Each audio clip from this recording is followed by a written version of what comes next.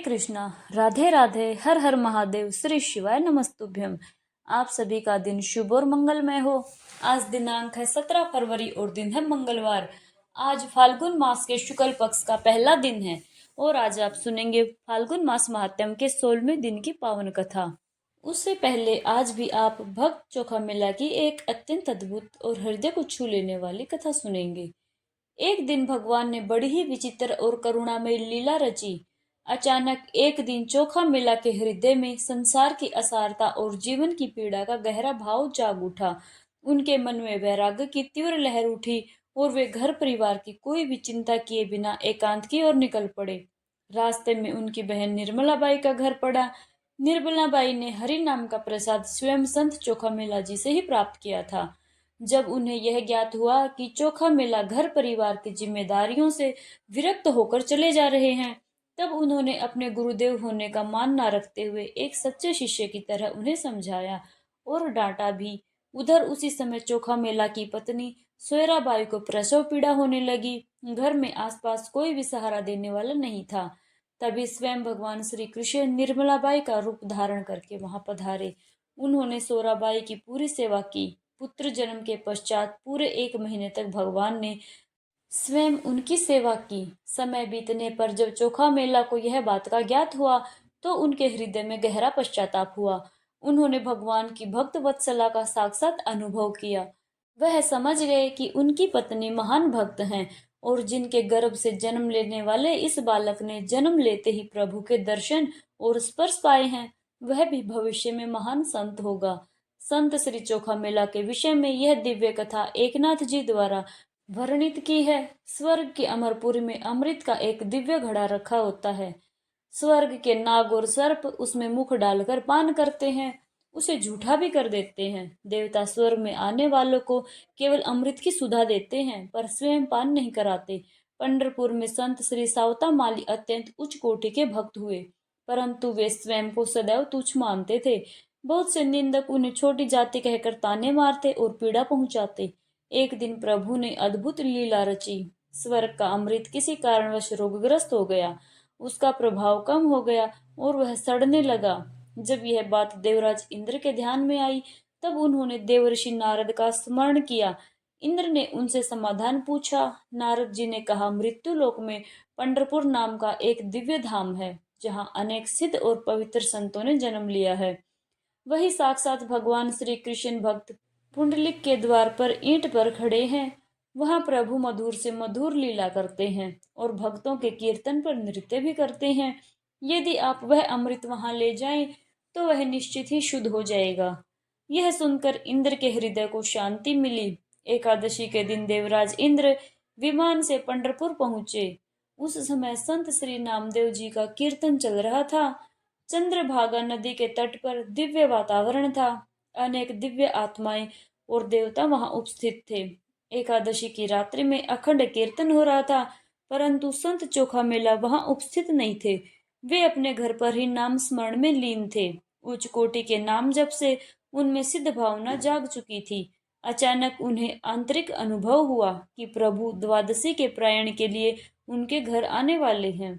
उन्होंने अपनी पत्नी से कहा, प्रभु आज हमारे घर पधारने वाले हैं। इसी बीच देवऋषि नारद ने आकर उन्हें सूचित किया कि इंद्र आदि देव भी आपके घर प्रसाद पाने की इच्छा से आने वाले हैं। प्रभु ने रिद्धि सिद्धि को पहले ही आदेश दे रखा था। अब भगवान रुक्मणी माता के साथ संत बाबा के घर पधारे। संत बाबा ने दंडवत प्रणाम किया। प्रभु ने उन्हें उठाकर प्रेम से आलिंगन किया। संत बाबा के आंगन में प्रसाद पाने के लिए पंक्ति लग गई। उनकी पत्नी प्रेम पूर्वक भोजन परोसने लगी। तभी इंद्र ने अमृत का कलश भगवान के सामने रखा। भगवान ने संत चोखा मेला से कहा, बाबा यह देवलोक का अमृत है, कृपया इसे शुद्ध कर दीजिए। यह सुनकर चोखा मेला आश्चर्यचकित रह गए। वह बोले, यह कैसा अमृत है? आपके मधुर नाम का अमृत तो ऐसा है जिसे सभी चख सकते हैं। वह नाम अमृत तो इस स्वर्ग अमृत से भी श्रेष्ठ है। जैसे सुखदेव जी ने स्वर्ग के अमृत को तुच्छ कहा था, वैसे ही चोखा मेला ने भी भगवान नाम और कथा अमृत के सामने स्वर्गीय अमृत को तुच्छ बताया। प्रभु के नाम की महिमा और हरि नाम की मधुरता कहते कहते बाबा की आंखों से 2 बूंद अश्रु उस अमृत कलश में गिर पड़े। प्रभु मुस्कुराए और बोले, हो गया शुद्ध, हो गया शुद्ध। सबने देखा, जो अमृत सड़ चुका था वह पूर्ण रूप से शुद्ध हो गया। इस प्रकार संत श्री चोखा मेला की भक्ति की महिमा और उनके भजन का अद्भुत प्रभाव प्रभु ने सभी को दिखा दिया। पवित्र ग्रंथों में उल्लेख मिलता है कि भगवान का हार चोरी करने के पीछे चोखा मेला का हाथ है। ऐसा मंदिर के पुजारी और कुछ ज्ञानी समझते हैं। यद्यपि प्रभु ने अपनी लीला से वह हार पुनः अपने गले में धारण कर लिया था, फिर भी उनके हृदय में चोखा मेला के प्रति ईर्ष्या बनी रही। विशेषकर भगवान के मंदिर में प्रवेश के बाद से वह अत्यंत क्रोधित थे। उन्होंने मान लिया था कि भगवान अपवित्र हो गए हैं। इसी कारण उन्होंने एक चाल चली और चोखा मेला से कहा कि वह चंद्रभागा नदी की दूसरी ओर जाकर निवास करें। उन्होंने भक्त चोखा मेला से कहा, चले जाओ नदी पार, यहाँ नहीं रहना। चंद्रभागा के दूसरे किनारे एक छोटे से पांडुरंग मंदिर में चोखा मेला और उनकी पत्नी सेवा करने लगे। वहां उन्होंने दीपमाला बांध दी और वहीं पास ही में अपना निवास बना लिया।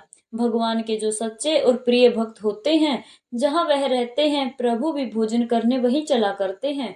एक दिन नदी के पास वृक्ष की शीतल छाया में स्वयं भगवान श्री कृष्ण प्रत्यक्ष रूप से संत चोखा मेला के साथ बैठकर बड़े प्रेम से भोजन प्रसाद ग्रहण कर रहे थे। मंदिर का एक पुजारी उधर किसी काम से गया हुआ था। जब वह वहां पहुंचा तो उसने यह पूरी दिव्य लीला अपनी आंखों से देख ली। उसी समय वृक्ष की एक डाल पर एक कौवा आकर बैठ गया। चोखा मेला ने उससे कहा, यहाँ भगवान भोजन कर रहे हैं, तुम जाकर किसी दूसरी डाल पर बैठो। लेकिन पुजारी ने गलत समझ लिया। उसे लगा कि संत ने उसे ही कौवा कह दिया। बस फिर क्या था, उसने संत बाबा से बहस छेड़ दी और बात ही बात में क्रोध में आकर संत जी के गाल पर थप्पड़ जड़ दिया। उसी समय संत जी की पत्नी भगवान की सेवा कर रही थी। उनके हाथ से दही के बर्तन से थोड़ा सा दही प्रभु की पीताम्बरी पर गिर गया। स्थिति गड़बड़ा गई। पुजारी ने थप्पड़ तो मार दिया, पर अब उसे डर भी लगने लगा। मैं तो यहाँ अकेला हूँ, कहीं यह पति पत्नी या आसपास के लोग मिलकर मुझे पीट ना दें। डर के मारे वह वहां से भाग गया और सीधे मंदिर में आ गया। मंदिर में आकर उसने क्या देखा, भगवान के नेत्रों से अश्रु बह रहे थे। उनके गालों पर सूजन थी, गाल सूजकर फूल गया था और पीताम्बर पर दही भी गिरा हुआ था। पुजारी समझ गया, मुझसे संत महाराज का अपराध हो गया। भगवान ने अपने भक्त की चोट स्वयं पर ले ली। अब उसे बाबा की भक्ति के प्रताप का सच्चा ज्ञान हो चुका था। वह भागता हुआ फिर संत के पास आया और उनके चरणों में गिरकर क्षमा याचना करने लगा। लेकिन संत बाबा तो क्रोध करना जानते ही नहीं थे। वह तो पूर्णतः शांत, निर्मल और करुणामयी थे। बहुत उपाय किए गए, पर प्रभु के गाल की सूजन दूर ही नहीं हो रही थी। जब संत चोखा मेला स्वयं मंदिर में गए और प्रेम से प्रभु के गले से लिपट गए, उसी क्षण प्रभु का गाल पहले जैसा हो गया। तब पुजारी ने स्वयं स्वीकार किया, भगवान जात पात का भेद नहीं मानते, वे तो केवल प्रेम के भूखे हैं। अब से हम कभी भी भेदभाव नहीं करेंगे। और उसी दिन से श्री विठ्ठल मंदिर में किसी को भी भगवान के श्री विग्रह का स्पर्श करने का अधिकार प्राप्त हो गया। यह थी भक्त चोखा मेला जी की दिव्य कथा। सभी मिलकर प्रेम से बोलिए, भक्त चोखा मेला जी की जय। अब सुनिए फाल्गुन मास महात्म्य का आज का पावन अध्याय।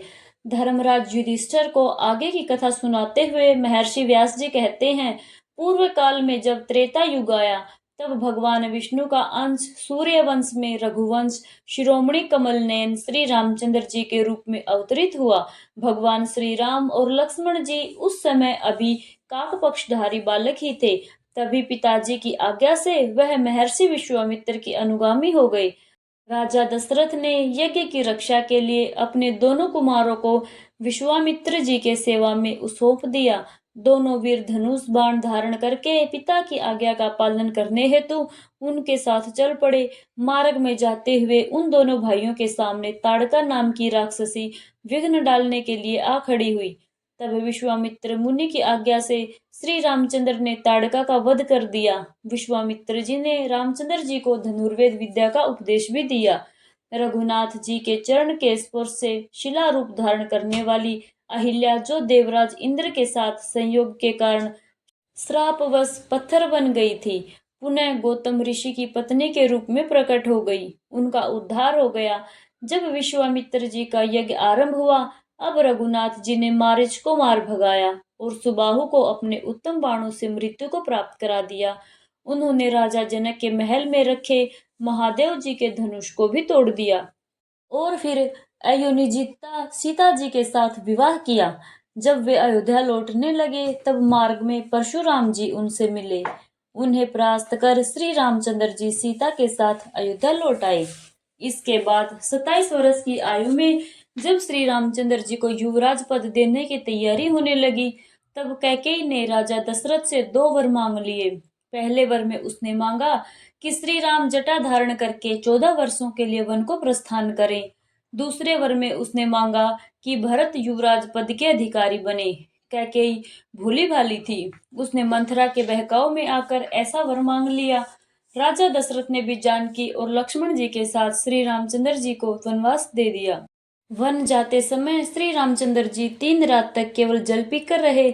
चौथे दिन उन्होंने फलाहार किया और 5वें दिन चित्रकूट पहुंचकर पत्तों की कुटिया बनाकर निवास किया। उसी समय राजा दशरथ श्री रामचंद्र जी का नाम लेते लेते स्वर्ग सिधार गए। उन्होंने ऋषि के श्राप को पूर्ण करते हुए स्वर्ग लोक की प्राप्ति की। इसके पश्चात भरत और शत्रुघ्न चित्रकूट पहुंचे। भरत जी ने जब यह दुखद समाचार सुनाया कि पिता महाराज दशरथ स्वर्ग सिधार चुके हैं, तब वे दोनों हाथ जोड़कर श्री रामचंद्र जी से अयोध्या लौट चलने की विनती करने लगे। उन्होंने बड़े प्रेम और विनम्रता से समझाया, बहुत आग्रह किया, लेकिन जब श्री राम जी अपने वचन और धर्म पर अटल रहते हुए लौटने के लिए तैयार नहीं हुए, तब भरत जी ने एक महान निर्णय लिया। उन्होंने प्रभु के चरण पादुका को अपने सिर पर धारण किया। भरत और शत्रुघ्न जी दोनों भाई उन पावन चरण पादुकाओं को लेकर नंदीग्राम लौट आए। वहां रहकर दोनों भाई स्वयं राज्य नहीं भोगते थे, बल्कि श्री राम जी की चरण पादुकाओं को सिंहासन पर स्थापित कर उनकी पूजा करते हुए राज्य की रक्षा करते रहे। उधर प्रभु श्री रामचंद्र जी महात्मा अत्रि से मिलकर आगे दंडकारण्य की ओर बढ़े। वहां पहुंचकर उन्होंने राक्षसों का संहार आरंभ किया। सबसे पहले उन्होंने राक्षस राध का वध किया। उसके बाद 12.5 वर्षों तक वे पंचवटी में निवास करते रहे। पंचवटी में रहते हुए एक दिन लक्ष्मण जी ने शूर्पणखा नामक राक्षसी को दंड दिया। वह दुष्ट भाव से आई थी, इसलिए लक्ष्मण जी ने उसके नाक और कान काटकर उसे कुरूप कर दिया। वन में जानकी जी के साथ विचरण करते हुए एक दिन भयंकर राक्षस रावण प्रभु के आश्रम के समीप आया। उसका उद्देश्य केवल एक था, माता सीता का अपहरण करना। माघ मास के कृष्ण पक्ष की अष्टमी तिथि वृद्ध मुहूर्त का समय जब श्री राम जी और लक्ष्मण जी दोनों आश्रम से बाहर गए हुए थे, उसी अवसर का लाभ उठाकर दशानन रावण ने सीता जी को अकेली पाकर उनका हरण कर लिया। इससे पहले रावण मारीच के आश्रम पर गया था। मारीच ने मृग का रूप धारण किया और उस स्वर्ण मृग के रूप में वह प्रभु श्री राम और लक्ष्मण जी को दूर ले गया, ताकि उनके हटते ही रावण अपने कुटिल उद्देश्य में सफल हो सके। उधर श्री रामचंद्र जी ने उस मृग रूपधारी मारीच का वध कर दिया। लेकिन जब वे वापस आश्रम लौटे तो वहां सीता जी कहीं दिखाई नहीं दी। आश्रम सूना था, चारों ओर सन्नाटा पसरा था। उधर रावण द्वारा हरण की जाती हुई सीता जी विलाप कर रही थी। वह करुण स्वर में पुकार उठी, हाय राम, मुझे यह राक्षस हरण करके ले जा रहा है। आप शीघ्र आइए, मेरी रक्षा कीजिए। जिस प्रकार कोई भूखा बाण चहचहाती हुई चिड़िया को उठाकर ले जाता है, उसी प्रकार राक्षस रावण जनक नंदिनी सीता जी को हरकर ले जा रहा था। उनकी वेदना भरी पुकार सुनकर पक्षीराज जटायु ने साहस दिखाया। उन्होंने राक्षस राज रावण को ललकारा और उसे भयंकर युद्ध किया, लेकिन अंततः रावण ने उन्हें घायल कर धरती पर गिरा दिया। माघ मास के कृष्ण पक्ष की 9वीं तिथि को सीता जी की खोज में भटकते हुए श्री राम और लक्ष्मण जी को मार्ग में घायल जटायु मिले। जटायु के मुख से जब उन्होंने सीता जी के हरण का समाचार सुना, तो प्रभु का हृदय करुणा और वेदना से भर उठा। उन्होंने अत्यंत श्रद्धा और भक्ति भाव से पक्षीराज जटायु का अंतिम संस्कार किया।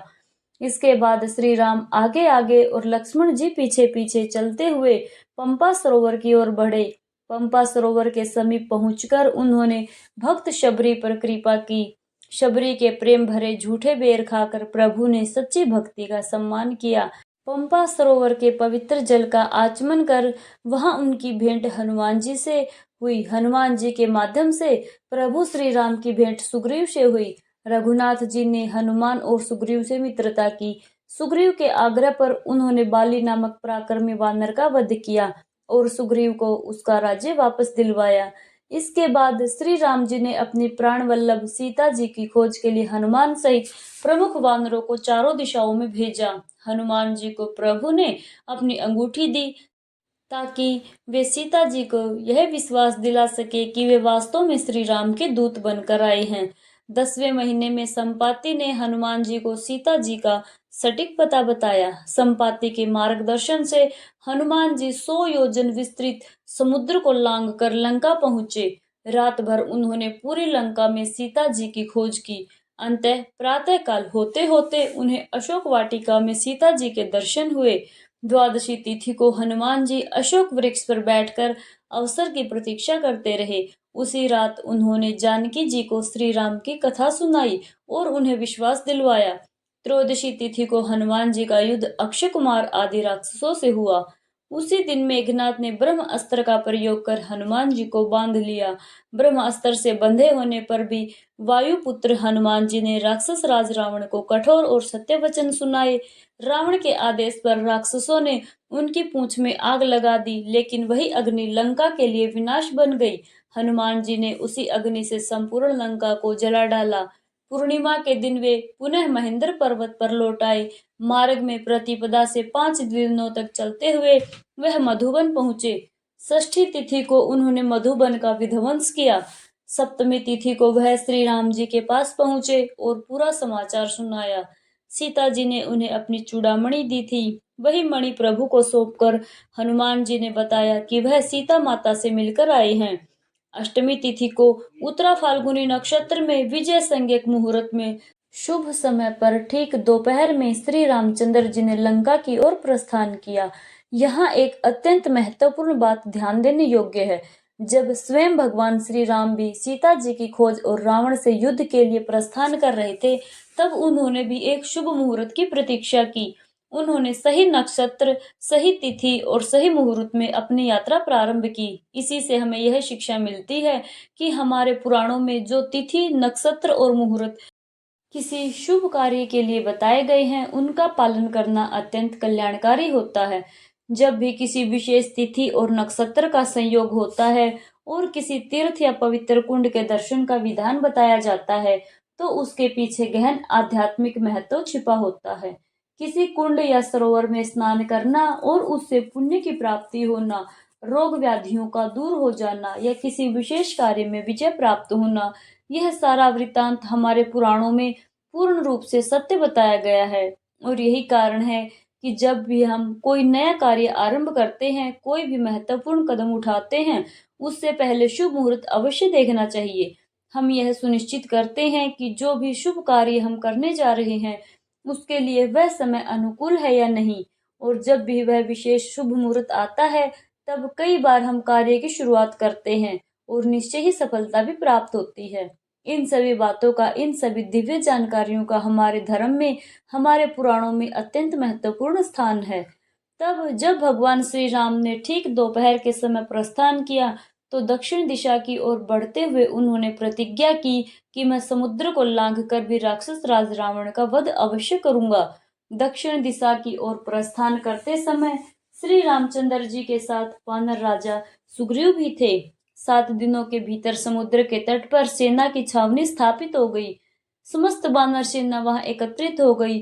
पौष शुक्ल पर प्रतिपदा से लेकर तृतीया तक अपनी संपूर्ण सेना सहित श्री रामचंद्र जी की उपस्थिति सागर तट पर बनी रही।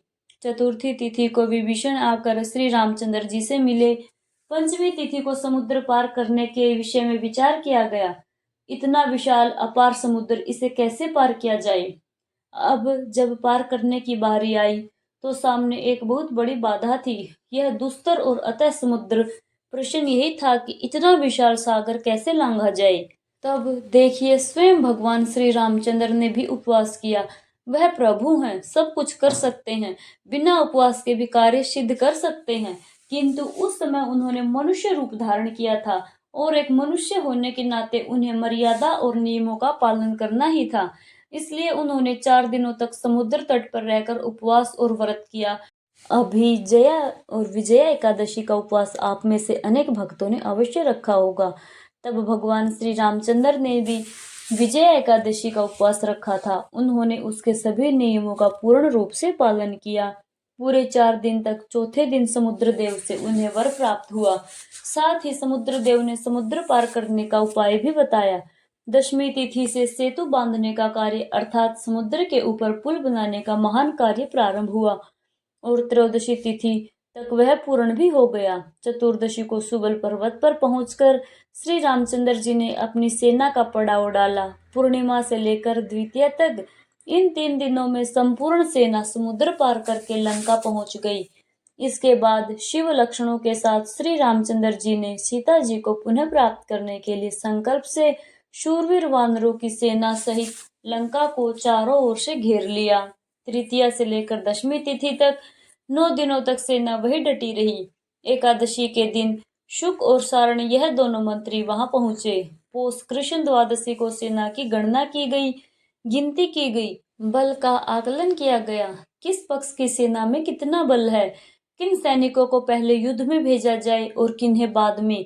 तब कपिश्रेष्ठ सुग्रीव जी ने अपनी सेना के बल और सामर्थ्य का विस्तृत वर्णन किया। त्रयोदशी से लेकर अमावस्या तक 3 दिनों तक लंका में रावण ने अपनी सेना का संगठन किया, उनकी गणना की। उसने अपने सैनिकों में युद्ध के लिए उत्साह और जोश भरने का कार्य किया। किसी भी युद्ध से पहले सैनिकों का उत्साह अवश्य बढ़ाया जाता है। केवल युद्ध ही क्यों, किसी भी प्रतियोगिता में भी, किसी भी प्रतिस्पर्धा में सबसे पहले मनोबल को मजबूत किया जाता है, उन्हें प्रेरणा दी जाती है, उनका आत्मविश्वास बढ़ाया जाता है, ताकि परिणाम चाहे हार हो या जीत, वे आगे की दिशा स्पष्ट रूप से तय कर सकें। माघ शुक्ल प्रतिपदा को अंगद जी दूत बनकर रावण के दरबार में गए।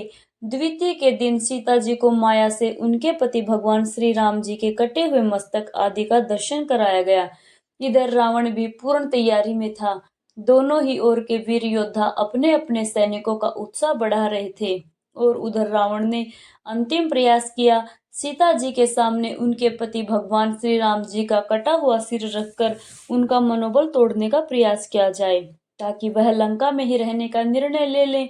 उस दिन से लेकर 7 दिनों तक अर्थात अष्टमी तिथि तक राक्षसों और वानरों के बीच भयंकर घमासान युद्ध हुआ। रणभूमि में भीषण संघर्ष छिड़ गया, किंतु सीता जी अत्यंत पतिव्रता थी। भगवान श्री राम के अतिरिक्त उन्होंने कभी किसी अन्य के प्रति मन में कोई विचार तक नहीं आने दिया। वे अपने निर्णय पर अड़िग रही, अटल, अचल और दृढ़, अपने धर्म और अपने पति के प्रति पूर्ण निष्ठा के साथ। तब इधर भगवान श्री राम जी की जो सेना थी और उधर राक्षस राज रावण की विशाल सेना, दोनों के बीच घमासान युद्ध छिड़ गया। रणभूमि में चारों ओर गर्जना, अस्त्र शस्त्रों के टंकार और वीरों की पुकार गूंज रही थी। माघ शुक्ल नवमी की रात को रावण का पराक्रमी पुत्र मेघनाद युद्ध भूमि में उतरा। उसने भीषण युद्ध किया और अपने दिव्य अस्त्र नागपाश का प्रयोग करके श्री राम और लक्ष्मण जी को सर्पों के बंधन में जकड़ लिया। यह दृश्य देखकर समस्त कपीश्वर व्याकुल और हताश हो गए। पूरी वानर सेना चिंता और निराश से भर उठी। तभी वायुदेव के उपदेश से श्री रघुनाथ जी ने गरुड़ देव का स्मरण किया। दशमी तिथि को गरुड़ जी प्रकट हुए और नागपाश से श्री राम और लक्ष्मण जी को मुक्त कराया। माघ शुक्ल एकादशी से लेकर 2 दिनों तक युद्ध बंद रहा, मानो रणभूमि ने भी कुछ क्षणों का विश्राम लिया हो। द्वादशी तिथि को हनुमान जी ने ध्रुव का वध किया। त्रयोदशी को उन्होंने अंकपन का भी अंत कर दिया। शुक्ल चतुर्दशी से लेकर कृष्णा पक्ष की प्रतिपदा तक 3 दिनों में नील ने प्रस्थ का वध कर डाला। माघ कृष्ण द्वितीय से लेकर चतुर्थी तक 3 दिनों का भयंकर युद्ध हुआ। स्वयं श्री रामचंद्र जी ने संग्राम करते हुए रावण को रणभूमि से मार भगाया। पंचमी से अष्टमी तक रावण द्वारा जगाया गया उसका भाई कुंभकर्ण 4 दिनों तक केवल भोजन ही करता रहा, क्योंकि उसके लिए जागने के बाद भोजन अत्यंत आवश्यक होता था। उसके बाद नवमी से लगातार 4 दिनों तक कुंभकर्ण ने भयानक युद्ध किया। उसने असंख्य वानरों को निगल डाला, अतः वह भी भगवान श्री राम के हाथों मारा गया। अमावस्या के दिन लंका में उसके लिए शोक मनाया गया। फाल्गुन शुक्ल प्रतिपदा से लेकर चतुर्थी तक 4 दिनों में 5 राक्षस और मारे गए। पंचमी से सप्तमी तक 3 दिनों में अतिकाय का वध हुआ। अष्टमी से द्वादशी तक 5 दिनों में निकुंभ और कुंभ मारे गए। फिर 4 दिनों में मकरा का भी अंत हुआ। फाल्गुन कृष्ण द्वितीया के दिन मेघनाथ पराजित हुआ। तृतीया से लेकर सप्तमी तक 5 दिनों तक युद्ध औषधि आदि लाने की व्यग्रता के कारण बंद रहा। अष्टमी को शोक में डूबी दुर्बुद्धि रावण ने मायावी मैथिली का वध कर दिया। इसके बाद श्री रामचंद्र जी ने अपनी सेना के साथ युद्ध पूर्ण करने का दृढ़ निश्चय किया। त्रयोदशी से 5 दिनों में लक्ष्मण जी ने विख्यात बल और पराक्रम वाले मेघनाथ को युद्ध में मार डाला। चतुर्दशी को रावण ने युद्ध रोककर यज्ञ की दीक्षा ली। अमावस्या के दिन वह पुनः युद्ध के लिए रणभूमि में उतरा। चैत्र शुक्ल प्रतिपदा से 5 दिनों तक रावण लगातार युद्ध करता रहा। इस युद्ध में असंख्य राक्षस मारे गए। फिर 3 दिनों तक रावण के रथ घोड़े आदि नष्ट कर दिए गए। चैत्र शुक्ल नवमी को लक्ष्मण जी को शक्ति लगी। यह देखकर श्री रामचंद्र जी क्रोध से भर उठे और दशमी को रावण को खदेड़ दिया। तब विभीषण की सलाह से हनुमान जी लक्ष्मण जी के लिए औषधि लाने हेतु द्रोणाचल पर्वत पर गए। वहां से संजीवनी बूटी लेकर आए और जिससे लक्ष्मण जी को जीवन दान मिला। दशमी के दिन युद्ध बंद रहा, किंतु रात में राक्षसों ने पुनः युद्ध आरंभ कर दिया। एकादशी के दिन श्री रामचंद्र जी के पास मातली नामक सारथी के साथ देवराज इंद्र का दिव्य रथा पहुंचा। चैत्र शुक्ल द्वादशी से लेकर कृष्ण चतुर्दशी तक चले भीषण संग्राम में अंततः श्री रामचंद्र जी ने रावण का वध कर दिया। अमावस्या के दिन रावण आदि राक्षसों का दाह संस्कार किया गया। इस प्रकार घोर युद्ध के उपरांत अतः श्री रामचंद्र जी को विजय प्राप्त हुई। माघ शुक्ल द्वितीया से लेकर चैत्र कृष्ण चतुर्दशी तक कुल 87 दिनों के संग्राम में केवल 15 दिन युद्ध बंद रहा। शेष 72 दिनों तक युद्ध निरंतर चलता रहा। वैशाख शुक्ल प्रतिपदे को श्री रामचंद्र जी रणभूमि में ही रहे। द्वितीया को उन्होंने विभीषण का लंका के राज्य पर अभिषेक किया। तृतीया को सीता जी की शुद्धि हुई और देवताओं ने आशीर्वाद दिया। इस प्रकार श्री रामचंद्र जी ने राक्षसों द्वारा कष्ट में डाली गई परम पवित्र जानकी जी को बड़े प्रेम से पुनः ग्रहण किया और वहां से वापस लौटने की तैयारी की। वैशाख शुक्ल चतुर्थी को श्री रामचंद्र जी पुष्पक विमान पर आरूढ़ हुए और आकाश मार्ग से अयोध्यापुरी की ओर प्रस्थान किया। 14वें वर्ष पूर्ण होने पर वैशाख शुक्ल पंचमी को श्री रामचंद्र जी अपने समस्त दल बल सहित भारद्वाज आश्रम में ठहरे। षष्ठी को पुष्पक विमान से वे नंदीग्राम पहुंचे। सप्तमी को अयोध्या राज्य पर रघुनाथ जी का भव्य अभिषेक हुआ और इस प्रकार 14 महीने 10 दिन तक सीता जी को राम से अलग रावण के महल में रहना पड़ा। लेकिन अतः धर्म और सत्य की विजय हुई। 14 वर्ष के वनवास के बाद जब भगवान श्री राम जी ने अयोध्यापुरी में प्रवेश किया, उस समय रावण का गर्व चूर करने वाले श्री रामचंद्र जी अत्यंत प्रसन्न थे। मुखमंडल पर तेज और करुणा दोनों साथ साथ झलक रहे थे। उन्होंने अपने प्रिय भाइयों के साथ पूरे 11,000 वर्षों तक राज्य किया। राज्य का उत्तम प्रकार से पालन करने के बाद वह अंत में सबके साथ परम धाम को प्रस्थान कर गए। राम राज्य में सभी लोग अत्यंत प्रसन्न रहते थे। हर घर धन धान्य से संपन्न था और पुत्र पौत्रों से भरा पूरा था। बादल भी मानव इच्छा के अनुसार ही वर्षा करते थे। अन्न की उपज कई गुना अधिक होती थी। गाय घड़े भर भर कर दूध देती थी और वृक्षों पर सदा मीठे फल ही लगे रहते थे। श्री रामचंद्र जी के राज्य में किसी को भी रोग, दुख या शोक नहीं सताता था। सभी पुरुष माता पिता की आज्ञा मानने वाले, उनकी भक्ति और सेवा करने वाले होते थे। ब्राह्मण सदा वेद पाठ में लगे रहते, क्षत्रिय ब्राह्मणों की सेवा करते और वैश्य लोगों, ब्राह्मणों तथा गौओं में सदा भक्ति रखते थे। उस समय वर्ण शंका और कर्म शंका नाम की भी किसी ने नहीं सुना था। सभी समान थे, सबके मन में एक दूसरे के लिए सम्मान था। राम राज्य में कोई भी स्त्री बांझ, दुर्भाग्यवश विधवा नहीं होती थी। सीधे सद गृहस्थ को कभी विलाप नहीं करना पड़ता था। कोई भी माता पिता और गुरु की अवहेलना नहीं करता था और ना ही उनका अपमान करता था।